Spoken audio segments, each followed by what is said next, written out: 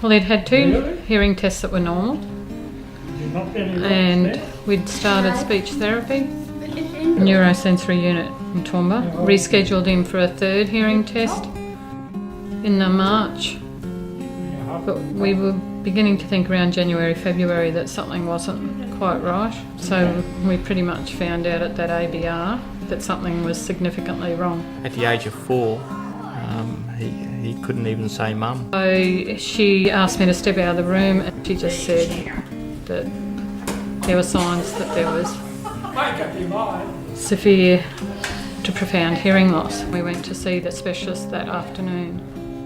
And I was at work, and Kathy, I had the phone call from Kathy, and obviously she was in tears and very upset with this news.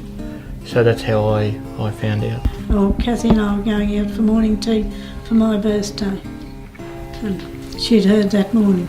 Me and Izak like to play outside with each other. We like to play on our iPads and just do the usual stuff like brothers do. If he didn't have the cochlea, I wouldn't be able to do what normal big brothers could do, because I couldn't communicate with him. He'd always be down in Brisbane.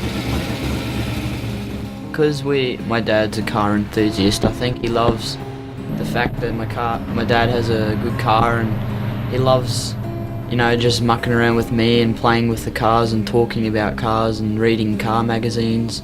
That's what he loves doing. I think the most memorable thing I've ever seen or done with him is when he first heard thunder and lightning and rain for the first time in his life. That was such a memorable moment. The joyous expression on his face, it was enough to make anyone cry. It was just, it was awesome.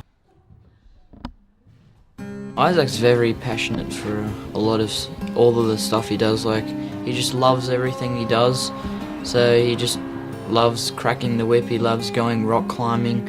He basically just lives his life to the fullest. He loves everything he does.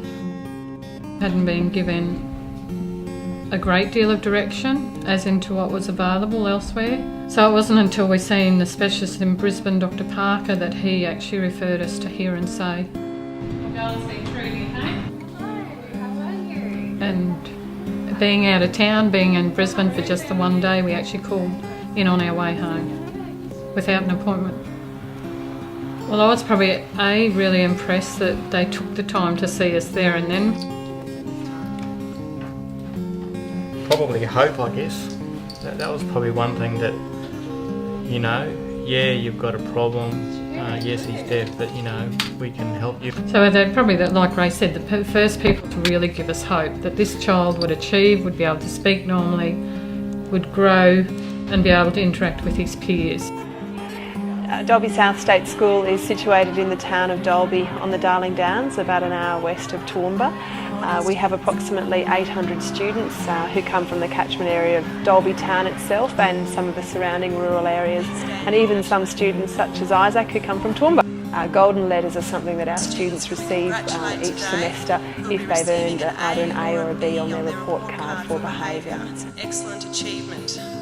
So let's get started this morning. We're going to start with 5-6D. Izak is one of a number of students at our school who have a diagnosis of a hearing impairment. We've actually, over the last few years, put a program into place where we've placed some equipment known as sound field systems into our classroom. It's a system of speakers that are in the classroom, and that actually amplifies the speech sounds for all of the students in the class. When you have people like Hear and Say help you, that lightens the load for you and allows you to be a mother and to love that child as normal, which is huge. In some ways you do feel robbed, but to come to terms with that, it allows you to move forward and move on rather than getting stuck. You know the outcome for Izak is good now. Sure, there's limitations, but everybody has limitations, and it's just the way you look at it. So it's opened up a whole new world for him. Bye. So I feel very proud as a parent to see what he has achieved.